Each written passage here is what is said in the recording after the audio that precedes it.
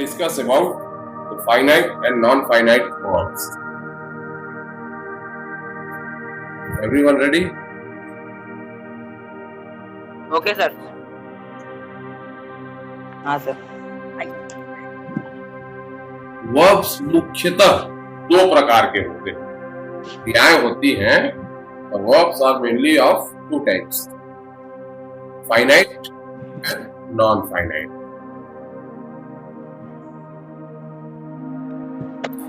What is this finite verbs? Finite verbs क्या है?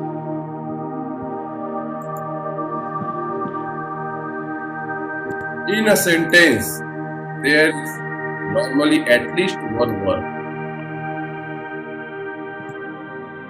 It has both a subject and a tense. When a verb has a subject and a tense, it can be referred to as a finite verb. एक वाक्य में सामान्य रूप से कम एक verb होता है जिसमें दोनों सब्जेक्ट और टेंस होते हैं. ठीक है ना? जब वर्ब का सब्जेक्ट और टेंस होता है, जब भी किसी वर्ब का सब्जेक्ट और टेंस होता है, तो इसे ही हम एक फाइनाइट वर्ब के रूप में लिखते हैं, संदर्भित करते हैं. बात समझ में आई? आमतौर पर सभी सेंटेंसेस पे एक वर्ब होना चाहिए और हर वर्ब का काउंटर किया जाए तो एक सब्जेक्ट और एक टेंस होना चाहिए. ठीक है ना? हाँ सर.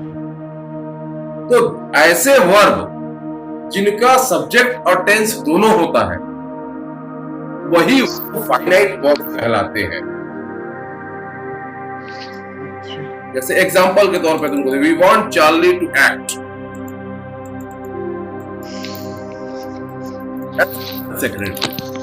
यहाँ पे वर्ब कौन सा है? want. इसका सब्जेक्ट कौन सा है? we. और वांट का टेंस क्या है?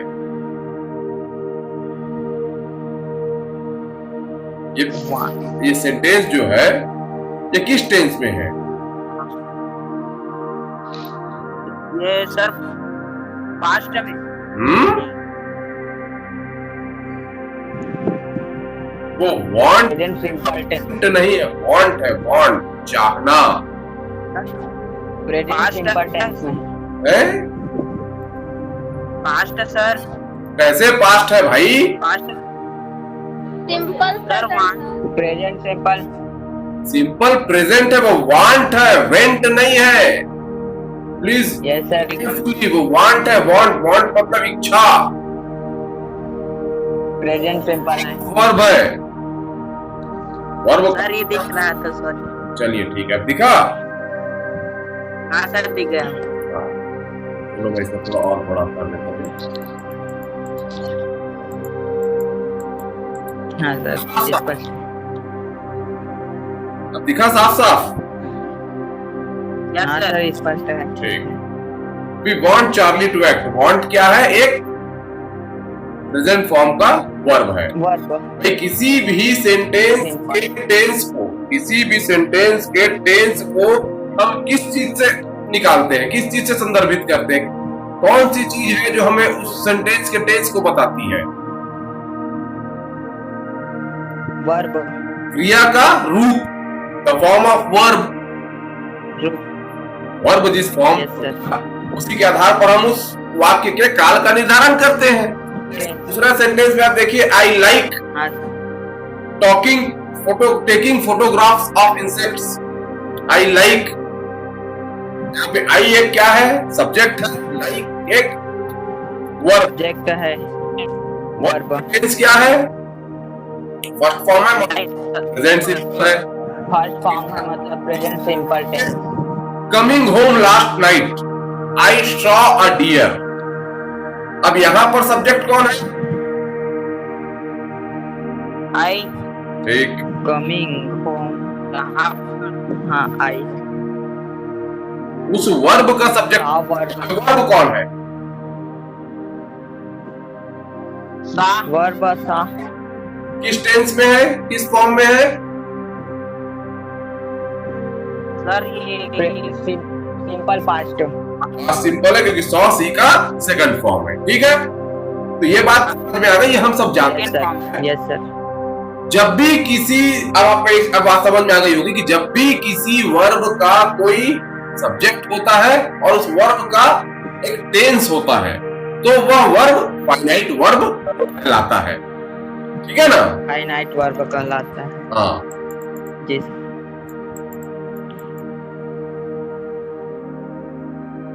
some forms of a verb are referred to as non-finite, लेकिन किन्हीं वर्ब्स को, किन्हीं क्रियाओं को या क्रियाओं के कुछ रूपों को हम नॉन फाइनाइट कहते हैं।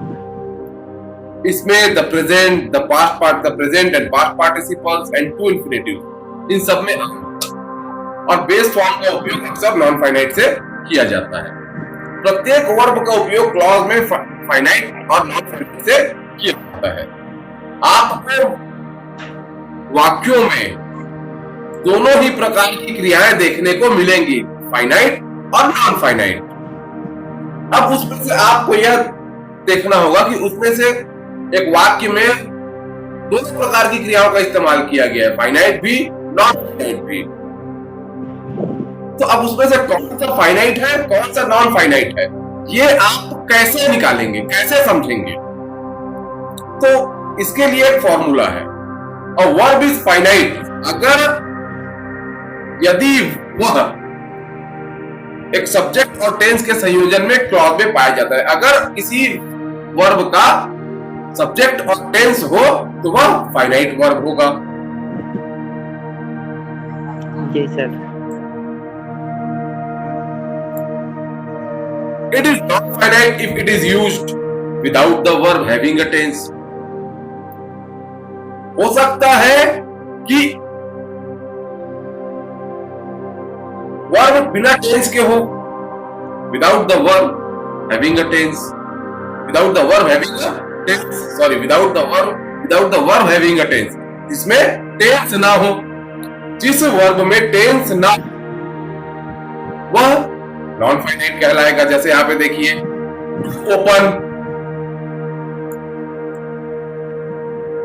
To open tear off the tap, to open tear off the tap, खोलने के लिए ढक्कन को खींचो। इसमें नहीं है टेंस, यहां पर नहीं क्रिया कौन सी है? ओपन, लेकिन उसका कोई ओपन ओपन ठीक है ना? सब्जेक्ट लुकिंग अराउंड, चारों तरफ देखते हुए, he noticed a letter on the floor। यहाँ पे लुकिंग एक क्रिया जरूर है लेकिन उसका कोई काज नहीं है, सब्जेक्ट आएंगे ना, जेरेंड में भी आएंगे, चिंता मत करो। ठीक है ना? वो सर जी मेरा आज आ रहा है, आ रहा है। देखो अब इसमें तीन चीज देखने को मिली है, ध्यान दो, सब आगे अपन डिस्कस करेंगे। Worn out by the heat, गर्मी से बेहाल, they stopped for a drink, वह पानी पीने के लिए रुके। यहाँ पे worn out एक क्रिया है लेकिन उसका कोई काल नहीं हुआ, उसका ऑब्जेक्ट नहीं मिल रहा है। ठीक है ना?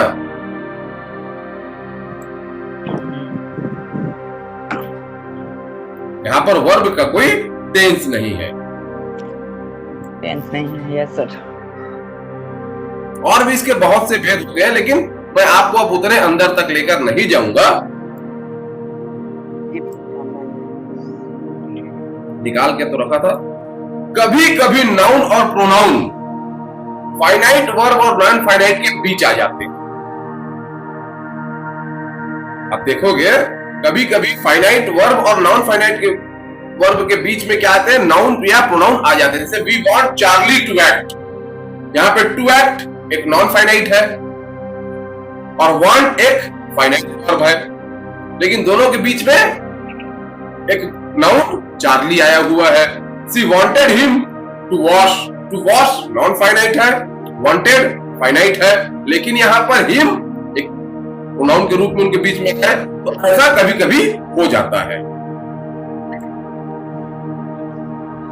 ये नॉन फाइनाइट वर्ब्स वास्तव में होते क्या है?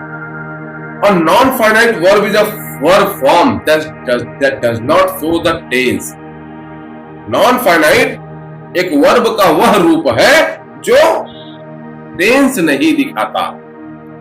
In other words, दूसरे शब्दों में हम कह सकते हैं you cannot tell if a sentence is in the past tense, present tense or a future tense. मतलब टेंस नहीं दिखाता का मतलब यह कहने का मतलब जैसे टू ओपन हमने पढ़ा था, to open Tear off the tap पढ़ा था ना? हाँ सर। सर तो उसमें हमें उस टू ओपन के बारे में आप ये बता सकते हो कि वह भूतकाल में था, भविष्य काल में था या वर्तमान काल में था? नहीं बता सकते। नहीं बता सकते। टू ओपन खोलने के लिए किस समय, किसी भी समय, कोई निश्चित काल नहीं है। टू ओपन खोलने के लिए कभी भी, मतलब हमें क्रिया के जो काल का पता नहीं चल रहा है। इसमें हम नॉन फाइनाइट वर्ब को देखकर यह नहीं बता सकते कि जो वाक्य है वह भूतकाल में है, भविष्य काल में है या वर्तमान काल में है। इसलिए एक सेंटेंस में एक नॉन फाइनाइट वर्ब कभी मुख्य क्रिया नहीं होती। सबसे महत्वपूर्ण चीज ये है, आप याद रखिएगा, जानने की चीज सबसे बड़ी चीज यही है कि किसी भी सेंटेंस में एक नॉन फाइनाइट वर्ब कभी मुख्य क्रिया नहीं हो सकता। मेन वर्ब के रूप में वह कभी नहीं आएगा। मेन वर्ब के रूप में आएगा तो हमेशा फाइनाइट वर्ब ही आएगा। आपकी बात में आ रहा हूं मैं। नॉन फाइनाइट वर्ब्स तीन प्रकार के होते हैं मुख्यतः। पहला gerund. Gerund is a non form of verb जिसमें आईएनजी लगा होता है। जब वर्ब में आईएनजी लगा देते हैं और उस जरंड बनता है, संज्ञा के रूप में जरंड कहलाता है। ठीक है ना। इंफिनिटिव्स। हाँ सर। जब हम किसी बेस फॉर्म ऑफ वर्ब के साथ, वर्ब के मूल रूप के साथ में टू लगा देते हैं तो वह इंफिनिटिव कहलाता है।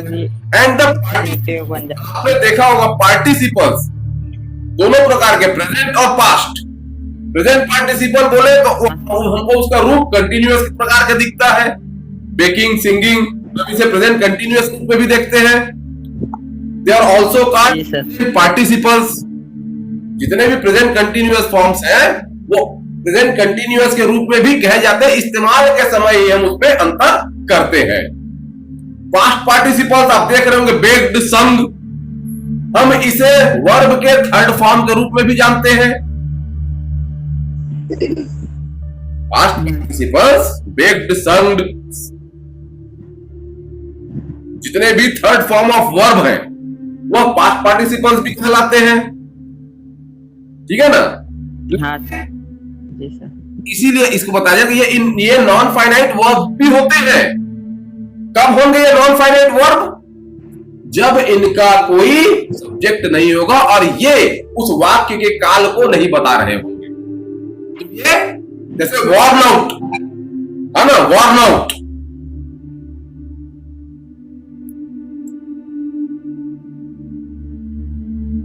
Worn out by the heat.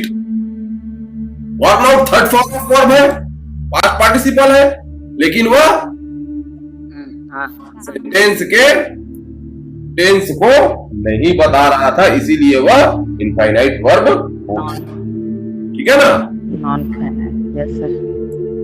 Non finite verbs functions as nouns, adjectives और एडवर्ब्स और combined with a finite verb for verb tense. Non finite का कितना वृहद इस्तेमाल है आप देखिए। Non finite verbs noun, adjective और एडवर्ब इन तीनों के रूप में काम कर सकते हैं। लॉबी में इंतजार कर रही है Priyanka. Non finite verbs noun, adjective और एडवर्ब। एडजेक्टिव और एडवर्ब तीनों के रूप में इस्तेमाल किए जा सकते हैं और combine with a finite verb, और फाइनाइट वर्ब के साथ मिलके वर्ब का टेंस भी बना सकते हैं। वो अपने अकेले की ताकत में नहीं बना पाएंगे, लेकिन वह फाइनाइट वर्ब के साथ मिलके सेंटेंस का टेंस बना लेते हैं। Non finite parts of verb are those that do not indicate number, person और टेंस। नॉन फाइनाइट वर्ब का एक और गुण क्या है कि उसके नंबर, पर्सन और टेंस नहीं होते। ना तो उसका कोई नंबर होगा, ना तो उसका कोई पर्सन होगा, और ना ही उसका कोई टेंस होगा। नॉन फाइनाइट फॉर्म्स आर, हमने बताया था बेस फॉर्म, अगर वह बेस फॉर्म में भी है तो वह नॉन फाइनाइट हो सकता है। प्रेजेंट पार्टिसिपल, पास्ट पार्टिसिपल के बारे में हम जान ही चुके। टू इन्फिनिटिव और उसके साथ continuous to infinitive, to be teaching, perfect to infinitive, to have taught, passive infinitive to infinitive, to be taught. मतलब कंटिन्यूअस फॉर्म में भी टू इन्फिनिटिव के साथ आ रहा है तो वो नॉन फाइनाइट हो जाएगा। परफेक्ट फॉर्म में भी वो टू इन्फिनिटिव के साथ आ रहा है तो वो नॉन फाइनाइट हो जाएगा। पैसिव फॉर्म में भी वो टू इन्फिनिटिव के साथ आ रहा है तो non finite.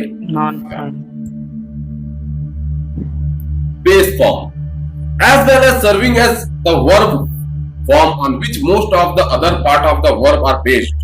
The base form is frequently used as non-finite part of the verb, as well as serving as the verb form on which most of the other parts of the verb are based. जिसके आधार पर verbs आधारित होते हैं और verb base form का मुख्य रूप से इस्तेमाल किया जाता है non-finite part of verb के लिए।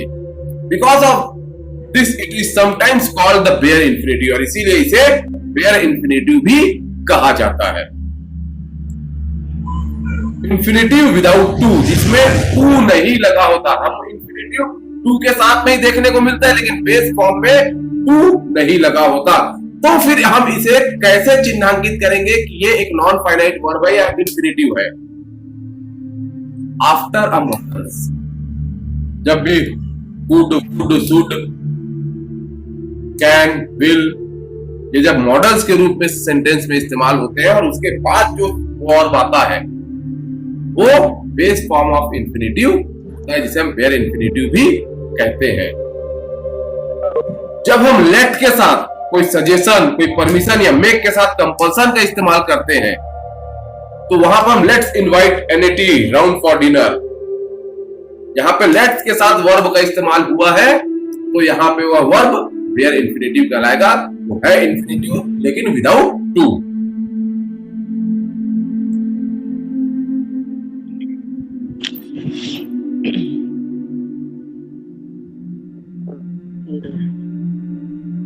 ये टू इन्फिनिटिव क्या है? The to infinitive is used as follows after an adjective of quality such as small. To infinitive और gerund इनके लिए एक सबसे महत्वपूर्ण चीज है कि इनके लिए वर्ब्स की लिस्ट है जो आपको याद करनी होगी या फिर आप समय के साथ ही सीख पाएंगे। उसका कोई निश्चित नियम नहीं है। बहुत से ऐसे वर्ब्स हैं जिनके साथ आपको टू इन्फिनिटिव लगाना होता है, बहुत से ऐसे वर्ब्स हैं जिनके साथ तुम्हें जेरंड का इस्तेमाल करना होता है। वो अकॉर्डिंग टू द यूज आगे आते जाते हैं। कोई भी नहीं, कुछ के बारे में मैं आपको, कोई भी verb after an adjective of quality, adjective of quality जैसे small, tall, agreeable, pleasant, funny, that is used in combination with too. TOO too के साथ जब हम इसका इस्तेमाल करते हैं, टू स्मॉल टू रिच, काफी छोटा है पहुंचने के लिए, टू स्मॉल टू रिच, तो इसके साथ हम टू इन्फिनिटिव का इस्तेमाल करेंगे। एडजेक्टिव ऑफ इमोशन के बाद, इमोशन के जो एडजेक्टिव्स होते हैं happy, angry, glad, sad, sorry, surprised, इनके बाद हम टू इन्फिनिटिव का इस्तेमाल करते हैं। Glad to see you, sorry to hear you. Behaviour जैसे good, kind, nice, silly, wrong, इनके बाद हम टू एडजेक्टिव का इस्तेमाल करते हैं। Good of you to come, kind of Jen, silly to go, जो भी बिहेवियरल एडजेक्टिव होते हैं उनके बाद हम इंफिनिटिव टू का इस्तेमाल करते हैं। WH words, how, what, where, whether, which, whom, इनके बाद भी हम टू इंफिनिटिव का इस्तेमाल करते हैं। We have no idea what to get for Tim's birthday. What to get, what getting नहीं, है ना। नाउन फ्रेज के बाद जब नाउन एक फ्रेज में होता है, a mistake for Jim, it's a noun phrase, उसके बाद हम टू इंफिनिटिव का इस्तेमाल करते हैं।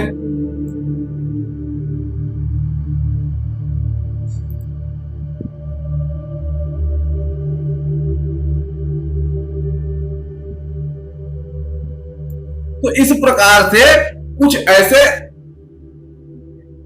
वर्ब्स होते हैं जिनके साथ हमें टू इंफिनिटिव का इस्तेमाल करना होता है।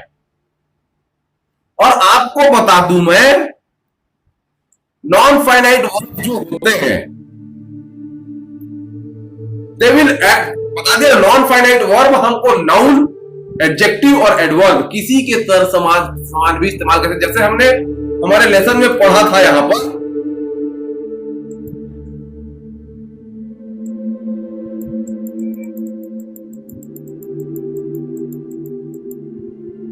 Studying was off limit to girls. Studding, हाँ सर यहाँ पर Studying sir was off limit to girls. Studying, यहाँ पे studying has been used as a noun.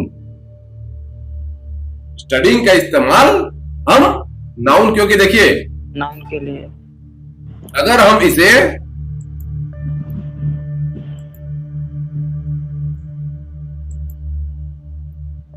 हमारे फॉर्मेट में लेके जाए तो ये सब्जेक्ट हो गया स्टडीइंग,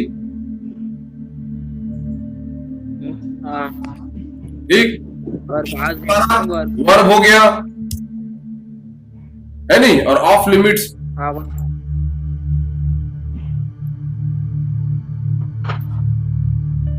और टू गर्ल्स हमारा ऑब्जेक्ट हो गया। सब्जेक्ट ऑब्जेक्ट ऑब्जेक्ट, तो स्टडीइंग क्या है, सब्जेक्ट हो गया, और सब्जेक्ट तो हमेशा नाउन होता है।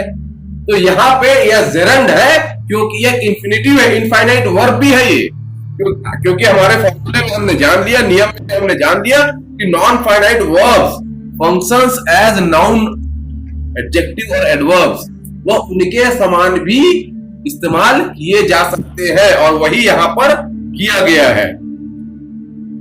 Studying was off limit to girls, ठीक है ना। यहां पे देखिए जेरंड एज अ ऑब्जेक्ट का इस्तेमाल किया गया है।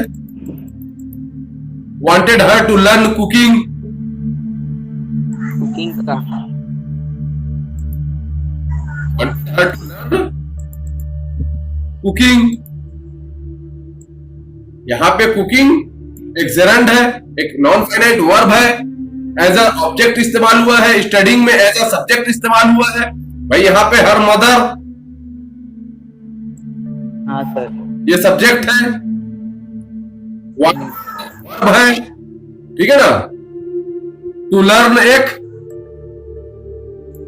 इंफिनिटिव है, टू इंफिनिटिव है, और कुकिंग एक ऑब्जेक्ट है, ठीक है ना।